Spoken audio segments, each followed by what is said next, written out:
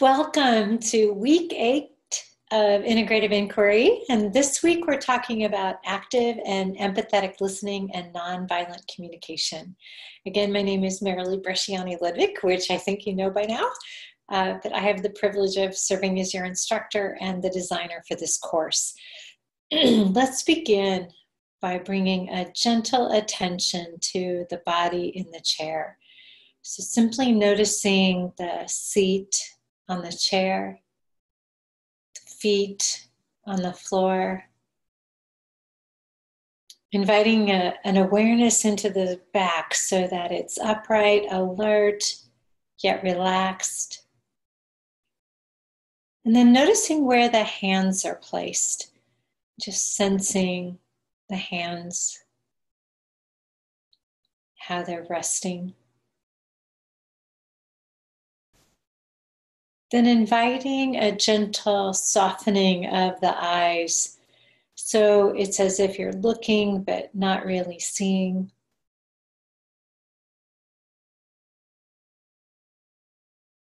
And then bringing a gentle attention to rest on the breath sensation in the body. Perhaps even bringing a hand to the belly. Noticing the rise and the fall.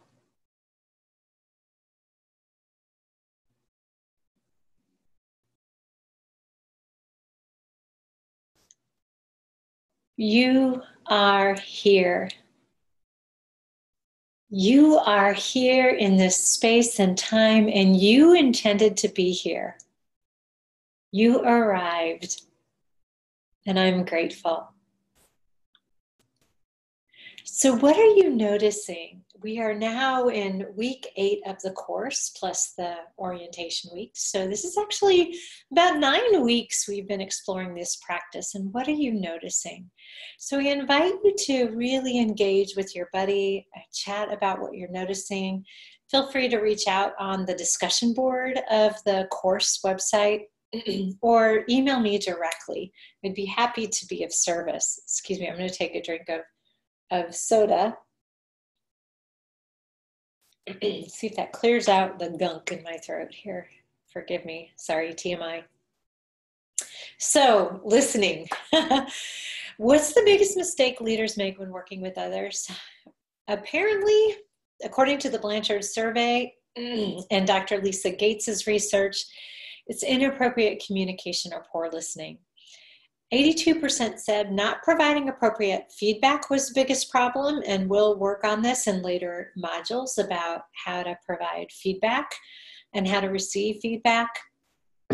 Hopefully you're picking up clues with regard to noticing where your attention rests, noticing emotional awareness, avoid the storytelling about the feedback, but just really listening and looking again to see what's there. But another challenge in communication is just simply failing to listen or involve others. It's close behind at 81%. There'll also be some resources that we provide later that my colleague Theo Gilbert in the United Kingdom is doing about the micro skills of compassion, which are all around communication and how to involve others in communication. So some really significant work there. So Dr. Gates, who is teaching compassionate communication in this program, if you're interested in taking that 4-week course, you can take a deeper dive into communication. She invites us to ask, are we good listeners? And 96% of the people think they are good listeners and better than most. And the reality is that 81% of leaders and managers say they're failing to listen. Is one of the top 5 things that leaders most often do. So 96% feel they're doing really well, and 81% are saying, no, you're not. So it's a really an invitation to practice these listening skills. It's a common area for development among most of us. And the challenge is that holding space for listening requires non-judgment and vulnerability. Again, Brene Brown's work on vulnerability, it really opens up the potential for human connection. The other challenge we also experience that's not listed here is time. There's just a rush to get things done, to get things accomplished. And I often feel like I just don't have time to listen well, to listen fully. However, when I don't do that, I usually end up putting time on the back end, the cleanup, taking care of miscommunications, and really missing the opportunity to say, I see you, I hear you, I acknowledge your perspective, thank you. So Dr. Gates's model for compassionate listening that, again, she teaches a deeper dive into in a 4-week course if you're interested in that, is to ask skillful questions. And we'll talk about using what as a way to ask skillful questions. We'll do that toward the end of our time together. Check biases and empathize. We've cultivated the compassion cultivation training, where we have a particular model where we can check our biases and suspend judgment for a moment and recognize where we can connect the feeling for and understanding of. And then staying curious. This has been a huge theme in this course about bringing the playful curiosity and see, what are you noticing? What are you noticing? And then Dr. Gates and Dr. Gates's model, she's inviting you to paraphrase back. And we'll actually practice that this week. We'll actually practice saying, I heard you say. But we'll also dive a little deeper into the empathetic listening and say, I heard you feel. Because sometimes our content isn't always matching the feelings. And so someone might be saying something, but you're reading that they're feeling another thing. And it's important for us in problem solving to get at both of those so we can see, what are we missing? What's not being addressed? Again, going back to the theory U model, this helps us really dive down and look beneath the surface and avoid responding to sort of the obvious, which might be the content, and diving deeper to get at the sensations and the feelings component, which might be getting at more of the mores or behaviors organizationally that we may need to examine. And then there's this part about responding verbally and non-verbally to needs. So also in this module, we'll be working on requesting your needs and receiving the response, and also inviting those whom you serve to request their needs. That doesn't mean that needs get met, right? For a number of reasons, but it's about acknowledging, requesting needs, making space for needs to be requested, really reflecting upon them, looking at them, flipping things upside down, seeing if needs can be met, and then responding back with whether or not needs can be met and how they might be met. And again, not covered in this course, but I love the theory U, where you're really co-creating how the needs get met with the person requesting the needs. Really powerful work. Also practice in restorative justice. And then in Dr. Gates' model, there's maintaining appropriate silence. And this is that space. Often we're uncomfortable with silence in our culture here. Some cultures are more comfortable with silence. Many cultures are uncomfortable with silence. And so trying to gauge, allowing for that stop, breathe, notice, reflect, and respond to arise, so that there's a skillful response, there's a skillful question that's responded, or there's a skillful acknowledgement, there's a skillful listening that takes place. Yep, so lots of things. And so basically, this is mindfulness, where we're just bringing a full attention to listening. So listening now becomes the object of our attention. Listening becomes the object of our compassion practices. Isn't this fun? Another practice that we find very useful, and we've talked about it and coached each other in using this all along to this point, is Marshall Rosenberg's I language. Using the I language allows me to speak to what I'm noticing and it empowers you to speak to what you're noticing. That really allows for the diverse voices in the room to be heard. So no one is speaking for someone, especially when people don't want to be spoken for, or may still be considering what they want to say. This is a huge challenge that we experience a lot, and is a center of conflict when someone comes out feeling they are responsible for speaking for an entire group, and they do so, but they're not actually speaking for that entire group. So in using the I language, we're noticing what we're noticing. We're also identifying the feelings, right? This is the emotional awareness piece. So we're noticing how we're integrating emotions into the next choices, how much emotions are becoming the next choice, how much we're able to really breathe and soothe emotional reactivity so that we can inquire into, suspend judgment, and then request actions that can address unmet needs. Right? Fun, huh? So what we'll be doing in our face-to-face time is we'll be pairing up or practicing this in dyads, and I'll be inviting you into some scenarios, and you'll be actually responding with what I heard you say is. So you'll be bringing your full attention to listening. You'll be responding with what I heard you say is.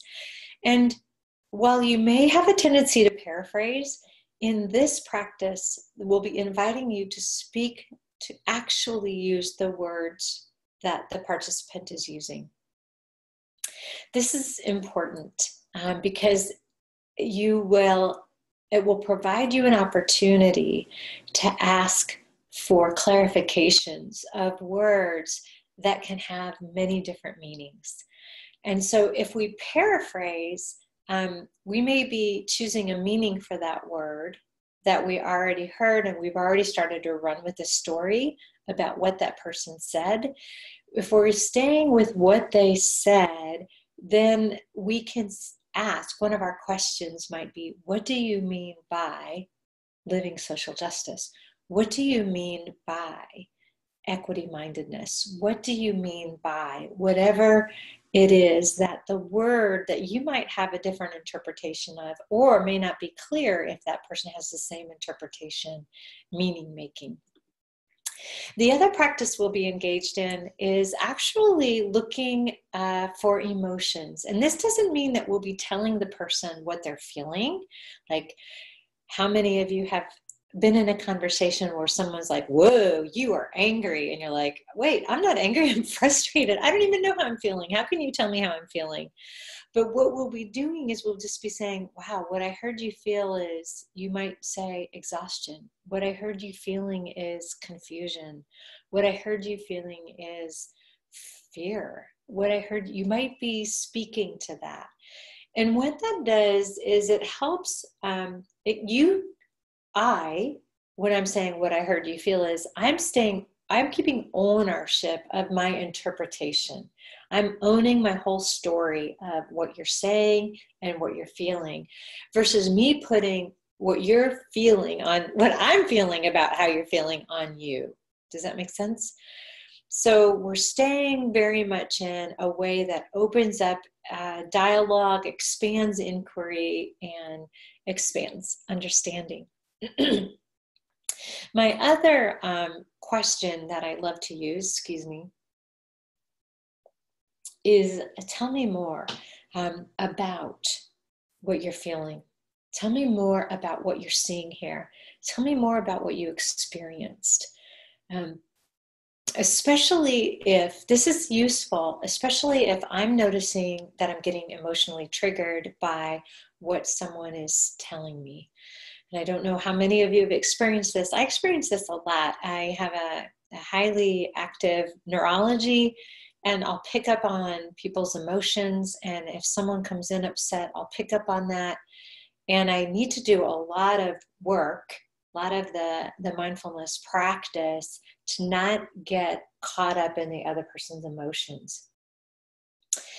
And then start having my emotions take over and start making up a story about what's happening, or make it about me. This is a big practice for me. So the tell me more practice helps soothe the amygdala hijack that may have occurred and actually invites some more of the person explaining. So I have maybe time to soothe my emotional reactivity and get into listening. As a leader, we have to get into listening. But if I'm triggered, I can't listen, right? There's nothing wrong with you. It's just part of the neurology. This happens. So the tell me more actually provides some more opportunities for soothing to occur of my own emotional reactivity so I can actually repeat back what I heard you say is. Okay? All right, so we'll be practicing that all with the next time we meet. So our takeaways for compassionate communication in this module are the invitation to bring a full attention to listening to both words and emotions. So the object of our attention is listening to the words and to the emotions of the words. And this probably you're noticing nonverbal language here. If the person is in front of you, sometimes they're on the phone, you're still listening, yeah, or Skype or whatever, or at the end of a text or an email. Yeah. So and then speaking to that, very important. So we start to distill the storytelling that can happen. Sometimes I send out an email really quickly, and someone was like, "Wow, I hear you're," or I hear you're stressed, and I was like, "Oh no, I'm just trying to be efficient." Right? This is my being efficient. Sorry, I'll slow down. Right?